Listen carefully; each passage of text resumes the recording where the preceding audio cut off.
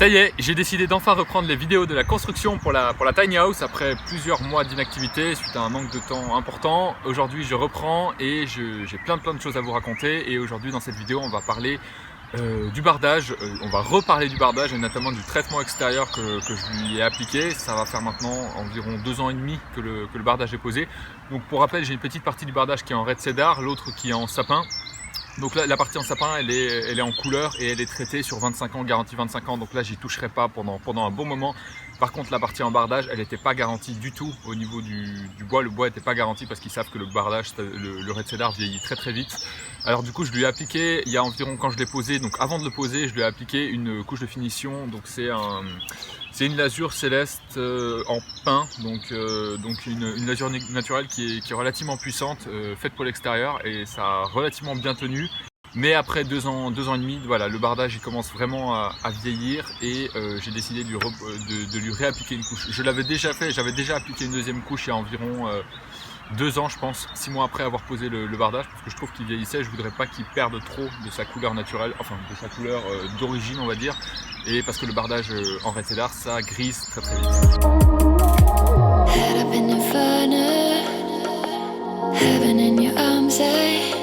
Donc déjà au niveau des baguettes de finition, j'avais mis des baguettes de la couleur du bardage. Donc là c'était des baguettes relativement claires, et c'était des baguettes qui changeaient de couleur. J'ai décidé de tout arracher, de tout refaire et de mettre des baguettes noires partout pour avoir un style qui soit un peu uniforme entre l'intérieur qui est noir et blanc et l'extérieur où on retrouve cette touche un peu noire partout. Je trouve que c'était plus sympa. Au niveau du bardage, donc là on a c'est du red cedar, donc c'est du 16 mm avec des lames assez fines, assez peu larges. Et donc ça c'est une partie que j'ai repeinte de ce côté. Alors je vais vous montrer un peu de plus proche ce que ça donne. Voilà, on voit qu'il vieillit, qu'il verdit un petit peu à certains endroits. Cette partie là je ne l'ai pas encore lasurée, et on voit, si tu peux te rapprocher un petit peu, qu'effectivement cette lasure au bout de 2 ans, bah voilà, avec les intempéries, avec tout ça, bah ça écaille, et c'est très important d'en remettre une couche si on veut pas perdre cet aspect orangé.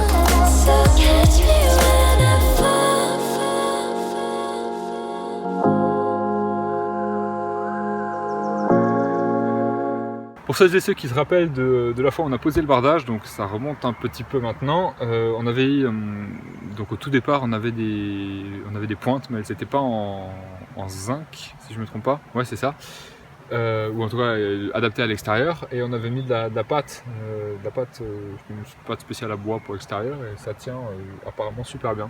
Au niveau des fixations du bardage, donc effectivement j'ai tout fixé avec des pointes en acier inoxydable de 50 mm.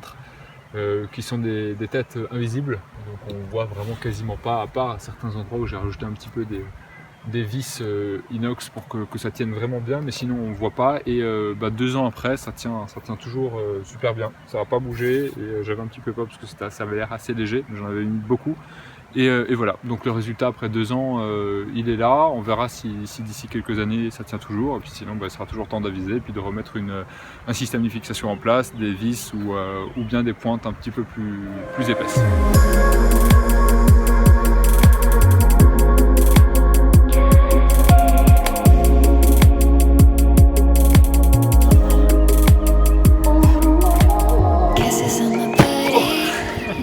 Bon, je crois que c'est là-haut qu'il était le plus abîmé, le bois, parce que effectivement sur les 4 tours de la tiny, il a pas du tout, le red cedar n'a pas du tout vieilli de la même façon en fonction des expositions, du vent, du soleil en hiver, de la façon dont la tiny était exposée.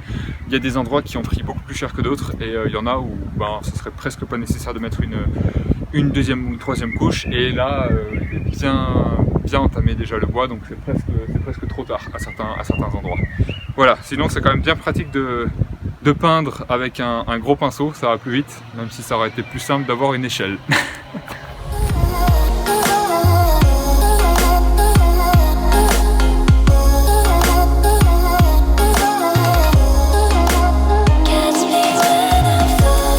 Au départ j'avais prévu de mettre de la protection partout pour pas dépasser sur les autres couleurs de bardage, les fenêtres, etc. Mais au final c'est plus simple de l'enlever avec du sopalin tout simplement, et ça tient pas. Il y a certaines parties où c'est trop lisse et un scotch papier ne tient pas, alors voilà, méthode système D.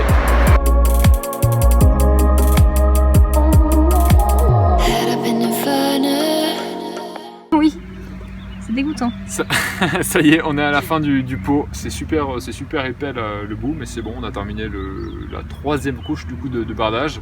Donc la deuxième couche depuis que la Tiny est montée.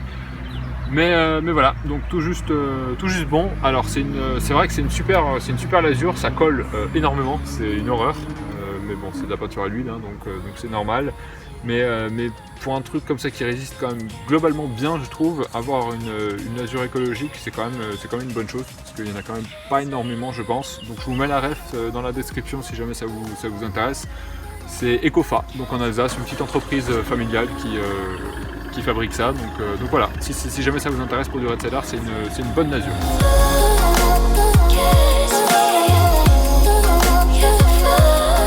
Donc là, comme vous voyez, mes fenêtres sont posées vraiment à fleur de bardage, il n'y a pas d'espace, il n'y a pas de débord entre les deux. Et du coup, il y a un phénomène que les couvreurs appellent le phénomène de la goutte, et c'est super relou. En fait, il faudrait qu'il y ait un déport. Moi, je suis à 2,53 m, donc je crois que j'ai pas vraiment de la marge, mais idéalement, il faudrait une baguette là qui fasse un petit peu un L inversé, et pour que l'eau ne ruisselle pas sur le bardage. Parce que là, on voit très légèrement qu'il y a des traces quand même où l'eau coule. Je ne l'ai pas vu à beaucoup d'endroits, alors que c'est un peu partout comme ça, mais bon, vu que j'ai des gouttières qui sont un peu... toute l'eau arrive dans ma Tiny, donc il n'y a pas beaucoup qui goûtent sur les côtés. Mais voilà, c'est quand même mieux de faire attention, et à refaire, je le ferai je pense pas comme ça. Il y a moyen que je remette une baguette à l'avenir, si vraiment le phénomène s'intensifie et devient vraiment trop excessif.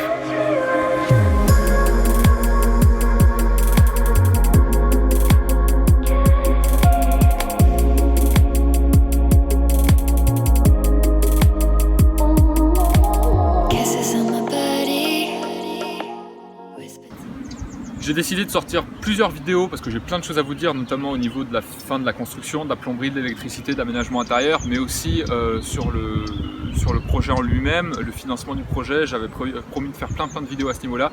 Donc j'ai beaucoup de contenu qui va sortir avant cet été. Donc n'hésitez pas à vous abonner, à partager cette vidéo si éventuellement vous avez des potes qui construisent des Tiny. Et moi je vous dis à très vite pour une prochaine vidéo. Probablement une par semaine jusqu'à cet été.